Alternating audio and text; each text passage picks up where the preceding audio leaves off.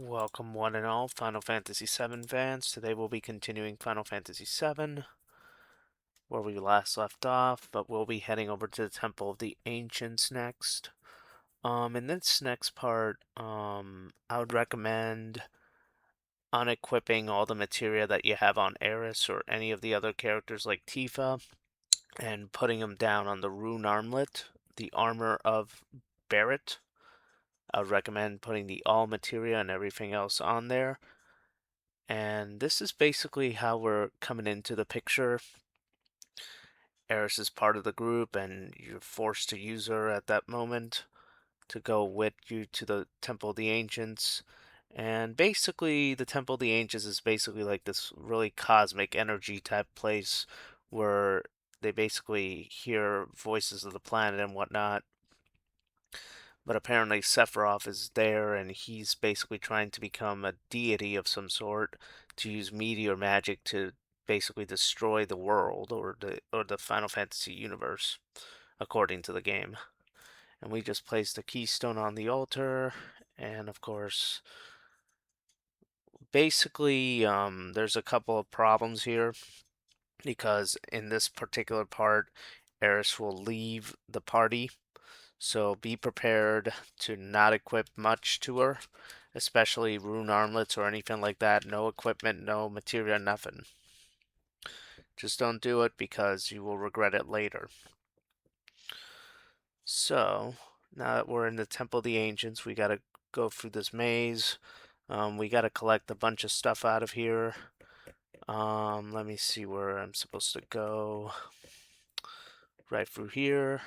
And this is where we collect the trident. And of course, we get a few battles along the way. But this is basically just battling with everything we have. I recommend the rune armlet for Barret because it doubles materia still, so you'll still get your upgrades for the all materia and the restore materia as well. So I'm just crawling my way up here. Collect this mind source, very important. And then we go in here. And then this is where we collect the silver rifle and of course save the game and rest up. But apparently the Temple of the Ancients is where these guys known as the Ancients, they basically know how to speak to the planet, and we basically are witness to it because they're just they just have a different language than the standard English. So Eris can understand them better than we can, which is why we can save the game and everything. So, I'm getting poisoned here, but I'll get out of it. There we go. So this next part is going to be interesting. Collect rocket punch. We're going to go over here. And we're going to escape this particular battle because I'm just not trying to be in a battle. I'm trying to get through this part. Um, let's see here. Where am I supposed to go? Up here. Yeah. And we're going to collect this material right here, known as Luck Plus. Very important. I highly recommend it. Yeah, Luck Plus helps out with luck-based attacks and luck-based avoidance of the enemy, so I highly recommend collecting Luck Plus before leaving the Temple of the Ancients, because if you leave, then you won't be able to collect all this stuff. Trust me, I know. I've tried. So we're escaping the Killer Rocks, grab the Morph Materia, very important. You're going to need that for later. And of course, we almost get derailed by the rocks there. And phew, we did it. Alright. So, this next part basically explains that Sephiroth is becoming the antagonist of the story. He's trying to become this deity of some sort that basically it's like a man versus a omniscient, omnipotent creature of some sort, which is known as Sephiroth. He basically wants to become a god, essentially, so that's pretty much what's going on here.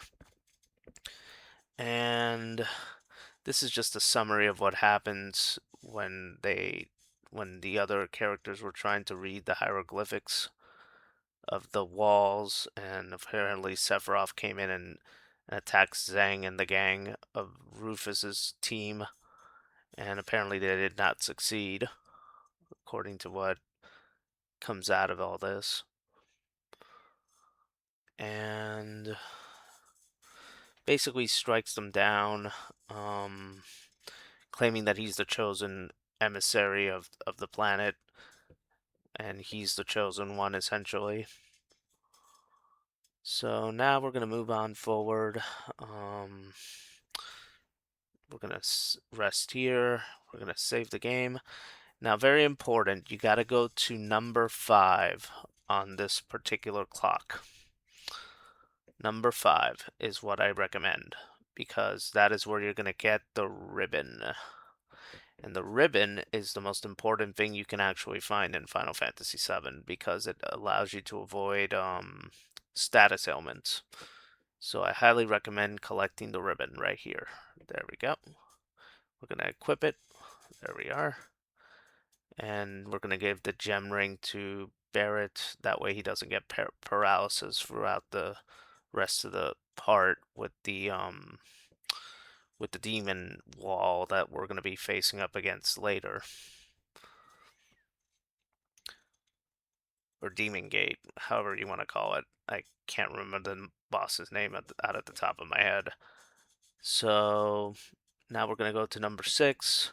There's really not much to collect other than a Mega Elixir, so I don't highly recommend. I mean, you can explore if you want, but there isn't really much to get after the ribbon.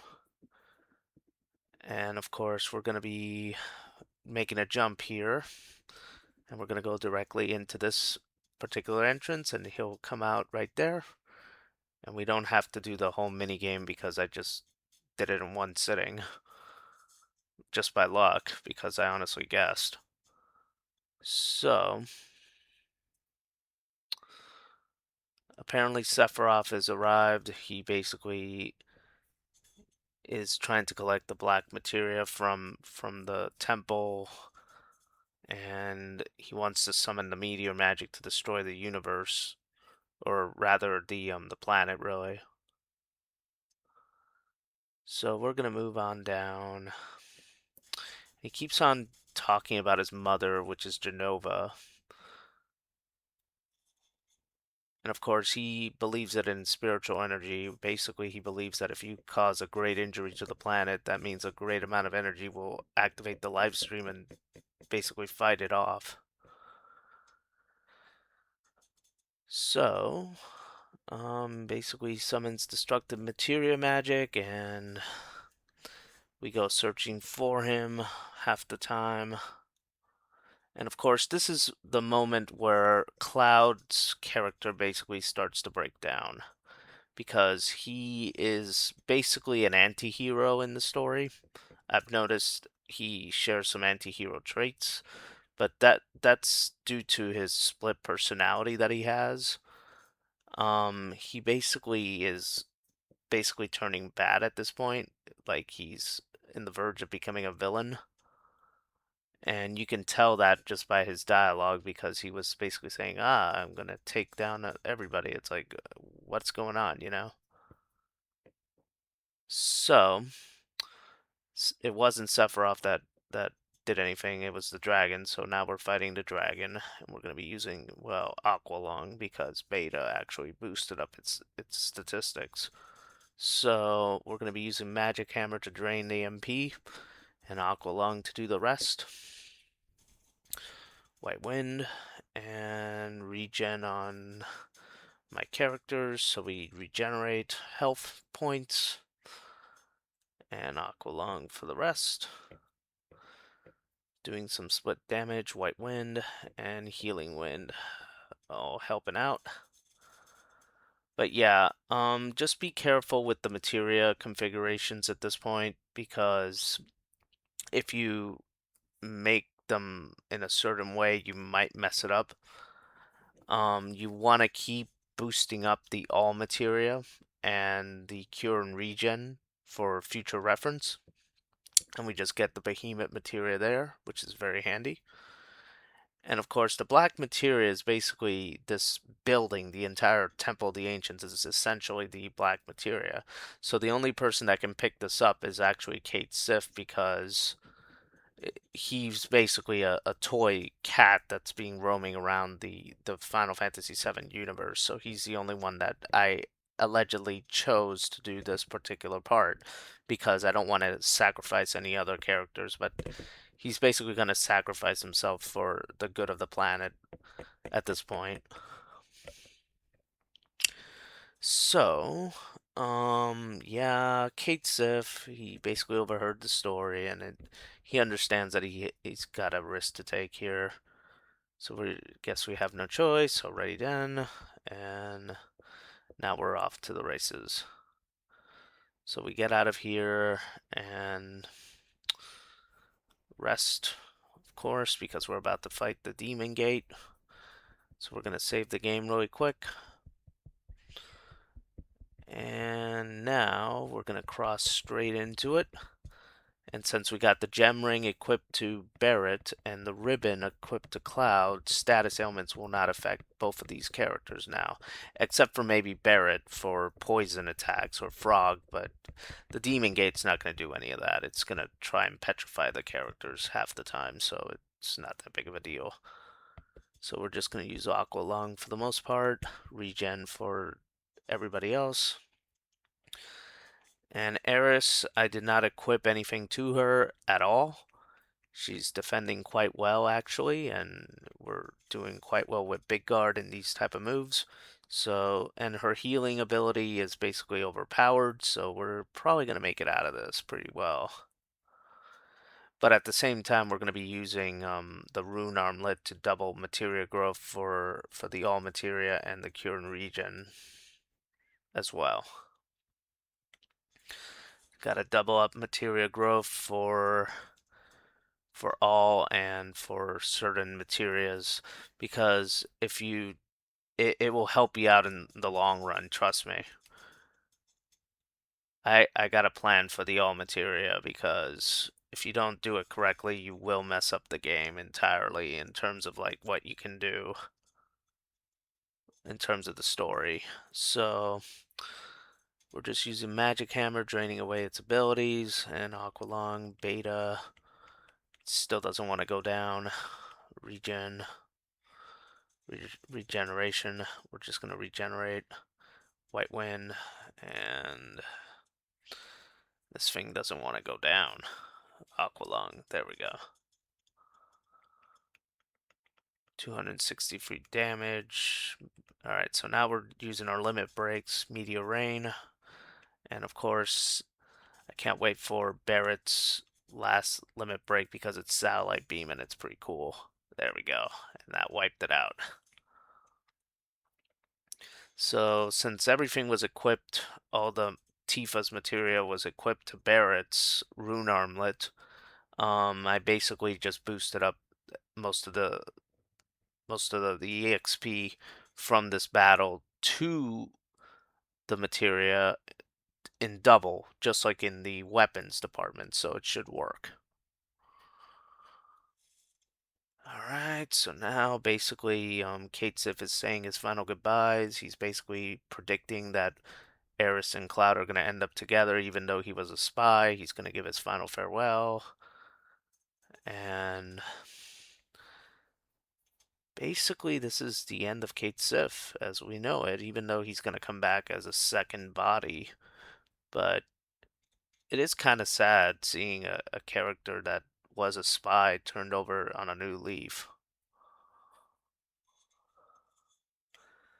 So he basically wants to save the planet, even though his body's a stuffed toy, and he basically goes off and saves the planet and basically turns the temple into a black materia that we can actually hold in our hands.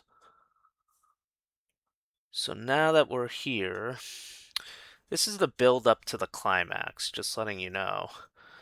And of course, with the black materia, we know that Sephiroth can't use it to summon meteor to actually destroy the actual universe. So Eris basically believes that she basically wants it to be used for the Promised Land, but Sephiroth intervenes right here, and basically he's already gained the knowledge of the live stream and become part of the other side, essentially. And this is where Cloud just doesn't help. He basically gives in to Sephiroth's demands, and he basically gives the black materia to Sephiroth. And that it shows that he's an anti-hero at this moment in time, because you don't just give a villain the black materia that summons meteor to destroy the planet, you know? But either way.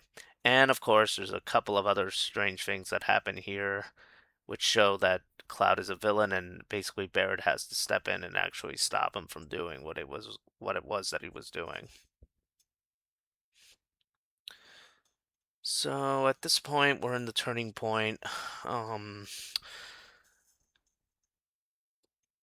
I don't know what else to say other than, well, he basically broke down. I mean, he went psychotic and he broke down as a character. Cloud is an anti-hero, but he also is very broken by nature in his character. So, yeah, he's trying to save Eris, and apparently we're supposed to go to the City of the Ancients now. So that's pretty much where we're going. But of course, Sephiroth wants to intervene one more time. And yeah, we wake up in Gongaja Village, where basically we break down it one more time, saying, "Oh my gosh, it's our fault," and everything is basically happening so fast, and Cloud is just afraid of losing it again and becoming psychotic, or that other personality that keeps on butting in the middle of things. And of course, his friends basically tell him, well, if you go crazy, we'll be there to save you, essentially. And basically, they don't want him to run away from this, so they basically want to keep him in the system. And of course, he's afraid of finding out the truth, and we grab an X potion, and we're basically going to keep on going on this train that we're headed, even though Cloud's losing it. So we're gonna go find Eris next. And that's the ruined reactor. And of course, we lost the buggy, but that's okay. So we're gonna save the game. And of course, I hope you guys enjoyed the video as much as I enjoyed making it. And I'll catch you guys in the next video.